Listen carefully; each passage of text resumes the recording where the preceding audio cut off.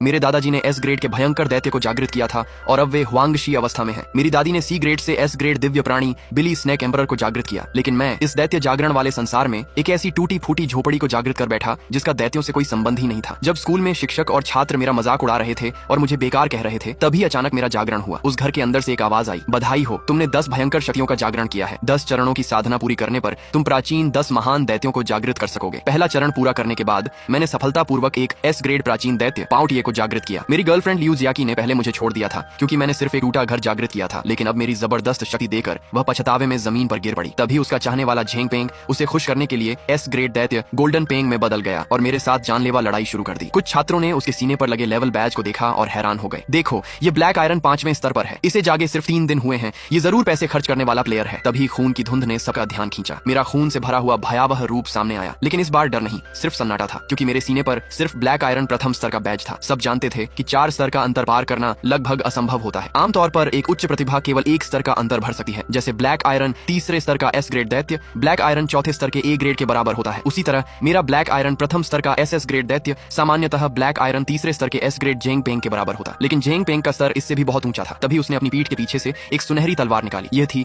Golden edge sword, जो bronze 7वें स्तर के दैत्य गोल्डन फेदर ईगल की हड्डियों से बनी थी। वह बिजली की तरह मेरी ओर झपटा और अपनी गति की चरम क्षमता का उपयोग करते हुए हवा को चीरता हुआ वार करने लगा। मैंने अपनी वायलेंट ब्लड शक्ति सक्रिय की, जिससे मेरे शरीर से भयानक रक्त ऊर्जा निकलने लगी। मैंने उसका वार नंगे हाथ से रोक लिया और उसकी भुजा पकड़ ली। वह दर्द से चिल्लाने लगा और उसकी सुनहरी भुजा मुड़ने लगी। मैंने जोर लगाकर उसकी पूरी भुजा उखाड़ दी। उसका खून जमीन पर बिखर गया। फिर मैंने उसका गला पकड़कर उसे हवा में उठा लिया। मेरी आंखों में लालच चमक रहा था। यह पाउटिये के भोजन करने का संकेत था। गोल्डन पेंग डर से कांप रहा था। उसे समझ नहीं आ रहा था कि ब्लैक आयरन प्रथम स्तर का मैं इतना शक्तिशाली कैसे हो सका हूँ। मैंने उसे जमीन पर पटक दिया और उसकी एक पंख भी उखाड़ दी। अब वह लगभग मर चुका था। उसने महसूस कर लिया कि वह मुझसे बहुत कमजोर है। मैंने अनंत लूट शक्ति का उपयोग किया और उसका सुपर स्पीड टैलेंट छीन लिया। तभी एक आवाज आई, तू उसे मारने की हिम्मत कैसे कर सकता है? ये झेंग पेंग का पिता था, जो सेना का एक शक्तिशाली अधिकारी था। उसने मुझे धमकाया, अगर तूने मेरे बेटे को मारा तो मैं तुझे मार दूंगा। मैंने ठंडे स्वर में कहा, यह जीवन मरण की लड़ाई थी, अब पीछे हटने का सवाल ही नहीं। और मैंने बिना दया के उसके सीने से उसका 20 कोर निकाल लिया। वह तुरंत मर गया। सब लोग स्तब्ध रह गए, लेकिन उसके पिता झेंग ताओ ने क्रोध में एक विशाल पत्थर दैत्य का रूप धारण कर लिया और मुझ पर हमला करने लगा। चारों अकादमी के प्रमुख भी उसे रोक नहीं सके। तभी सेना के प्रमुख मोरूतियान ने उसे रोका। वह देश का प्रतिभाशाली योद्धा है, उसे मारने का परिणाम जानते हो? लेकिन झेंग ताओ चिल्लाया, मेरा बेटा भी था, क्यों उसे मरना पड़ा? तभी ब्लड फ्लेम ग्रुप के लीडर लीशी वहां आए और बोले, तुरंत रूप बदलो। उन्होंने चेतावनी दी कि मैं 9 हेवन सिल्वर ड्रैगन ये चांगान का आदमी हूँ और अगर उसने कुछ किया तो भयंकर परिणाम होंगे। झेंग ताओ गुस्से में पागल हो रहा था, लेकिन अंततः रुक गया। तभी आसमान से एक गूंजती आवाज आई, अगर सहन नहीं कर सकते तो मर जाओ। और फिर आकाश में एक भयानक भाला चमका। लीशी दंग रह गया। यह 9 हेवन सिल्वर ड्रैगन ये चांगान है, वह आ गया।